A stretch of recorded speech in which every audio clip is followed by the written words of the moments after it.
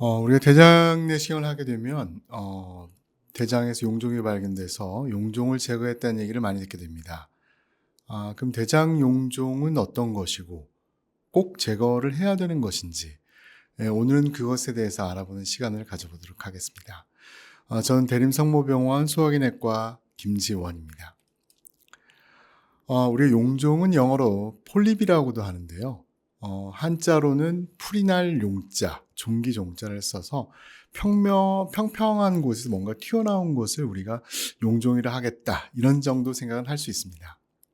실제로 우리 점막의 일부가 주변보다 비정상적으로 돌출해서 생긴 혹처럼 생긴 병변을 우리가 용종이라고 합니다. 그러다 보니 점막에 있는 곳엔 다 용종이 있을 수 있습니다. 식도에 있을 수도 있고 위에 있을 수도 있고 대장이나 담낭, 혹은 심지어는 우리가 코 안에도 용종이 있을 수 있습니다. 하지만 용종이 제일 많이 발견되는 곳은 대장입니다. 나이에 따른 대장 용종 발견율을 좀 살펴보면 우리가 나이에 따라서 용종이 쭉 더 늘어나는 것을 알 수 있습니다. 한 60대가 되면 2명 중에 1명은 용종이 있다고 생각하실 수 있습니다.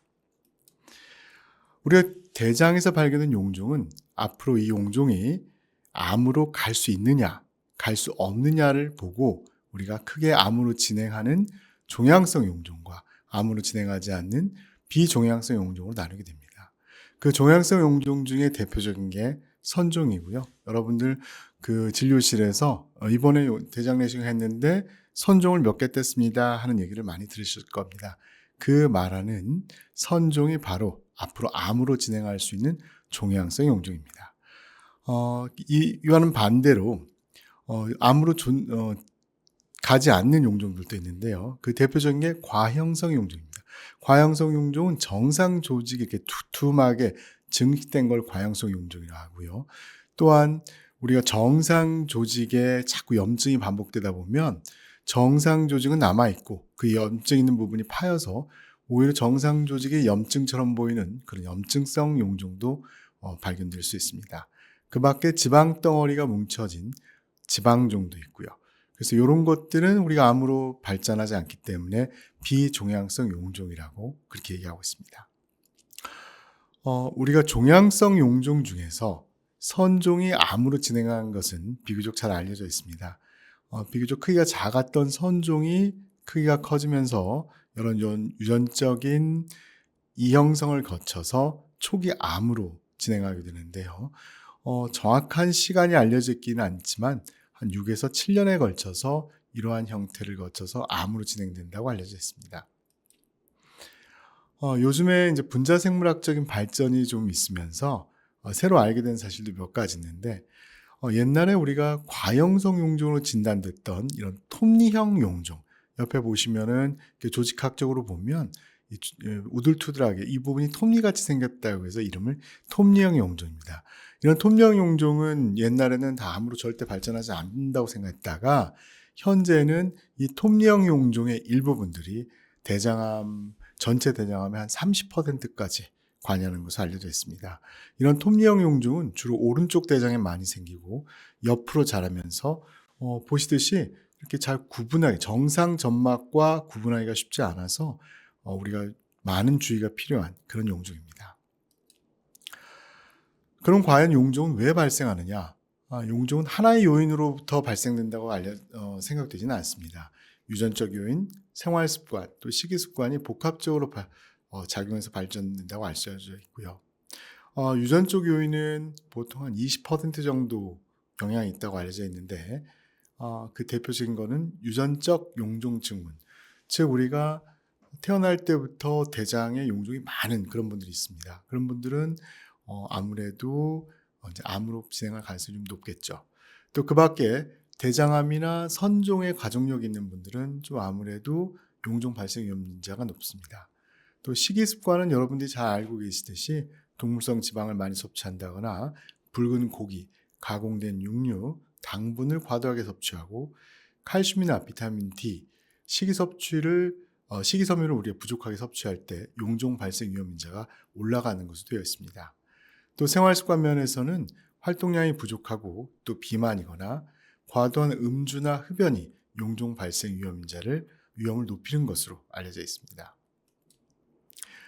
우리가 용종이 생겼는지를 알아볼 수 있는 방법들 중에는 대장 내시경, CT, 대장 조영술, 대변 자멸 검사 등 여러 가지 방법이 있긴 하지만 증상이 없는 작은 용종을 찾고 또 그 용종을 제거하는데 가장 좋은 방법은 대장 내시경입니다. 우리 어떤 용종이 발견됐을 때 이 용종을 어떻게 제거할지는 크게 두 가지를 보고 결정합니다. 첫 번째로는 크기가 얼마나. 보통 우리 5mm를 기준으로 크기가 큰 용종, 크기가 작은 용종으로 나누게 되는데요. 이 5mm는 쌀알 보셨을 때 쌀알의 이 긴 축이 5mm 정도 됩니다. 또 용종에 목이 있는지 또는 용종이 목이 없이 옆으로 납작하게 자라는지 이를 보고 또 제거 방법을 결정하게 됩니다. 첫 번째 예로 5mm 미만의 작은 용종 같은 경우에는 우리 조직 검사할 때 쓰는 포셉이라는 걸 이용해서 바로 이렇게 제거할 수 있습니다. 왼쪽 그림이 작은 용종이 보여지는 거고요. 이 포셉을 다 펼쳤을 때 사이즈가 6mm니까 이 용종 한 4mm 정도 되겠네요. 요거를 바로 제거한 후의 사진이 오른쪽 사진입니다. 두 번째로 5mm 이상의 용종이 좀 큰 용종인데 이와 같이 목이 있는 경우에는 올가미를 이용해서 금속으로 된 올가미를 이용해서 그 목 부위를 절제해서 제거하는 저온 올가미법을 사용하고 있습니다. 보시면 왼쪽 제일 아래에 있는 사진이 그 용종이고요. 두 번째 사진이 이제 올가미를 이용해서 잘 묶은 다음에 세 번째 절제된 사진입니다. 근데 만약에 용종이 5mm보다 크고 그런데 옆으로 납작하게 자라서 올가미를 걸 목이 없다. 이런 경우에는 어떻게 할 것이냐. 그런 경우에는 우리가 인젝터라고 하는 내시경에 들어가는 바늘을 이용해서 용종 밑에 이렇게 생리식염수를 주입하게 됩니다. 생리식염수를 주입하고 나면 용종 전체가 이렇게 살짝 위로 떠오르게 되는데 그때 이곳에 올가미를 묶어서 절제해내는 이걸 우리가 내시경적 점막절제술이라고 하고 아마 가장 많이 시행하는 큰 용종을 제거하는 시술 중에 하나입니다. 보시면은 여기에 용종이 있는데 잘 구별이 되지는 않죠. 그래서 색깔이 좀 다른 내시경으로 봤을 때 조금 여기 용종이 보이고 두 번째 사진이 지금 생리식염수를 주입한 후에 용종이 위로 이제 뜬 사진입니다. 보시면 생리식염수에다가 용종과의 경계를 명확하게 알기 위해서 우리 색소를 첨가한 생리식염수를 주입했기 때문에 밑이 좀 푸르게 보이는 거고요. 정확하게 용종이 위로 잘 떠 있는 게 보입니다. 거기에 이렇게 올가미를 묶어서 깨끗하게 절제된 그런 상태의 그림입니다. 우리가 용종을 절제를 하고 나면 다 조직검사를 보냅니다.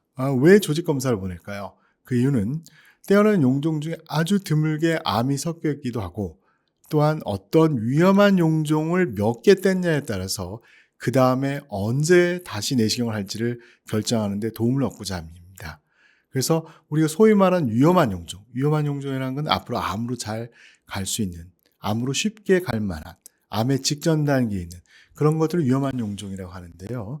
보통 선종 중에서 크기가 10mm 이상인 것, 또 선종의 개수가 많은 경우, 또 선종 중에서도 우리가 조직학적으로 대롱형 선종이 있고 육모성 선종이 있습니다.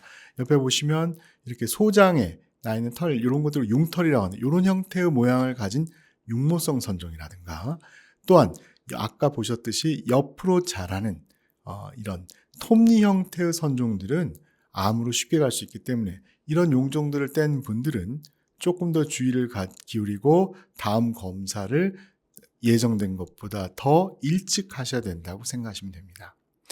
그러면 얼마나 내가 일찍 해야 될 것인가? 이건 상당히 복잡한 얘기인데요. 그래서 용종 절제 후에 다음 대장 내시경을 언제 하는 것이 가장 적합한지를 우리가 2022년도에 연구를 해서 어떤 지침안을 만들어 놨습니다. 그래서 제가 이거를 다 여기서 설명해 드리기보다는 앞으로 내가 그런 용종들을 떼고 났을 때 위험한 용종을 뗐다고 생각하시면 다음 대장 내시경을 언제 하시는 건지 좋은 건지는 우리 주치의 선생님과 상의해서 꼭 시점을 조정해야겠다 이렇게 생각하시면 되겠습니다.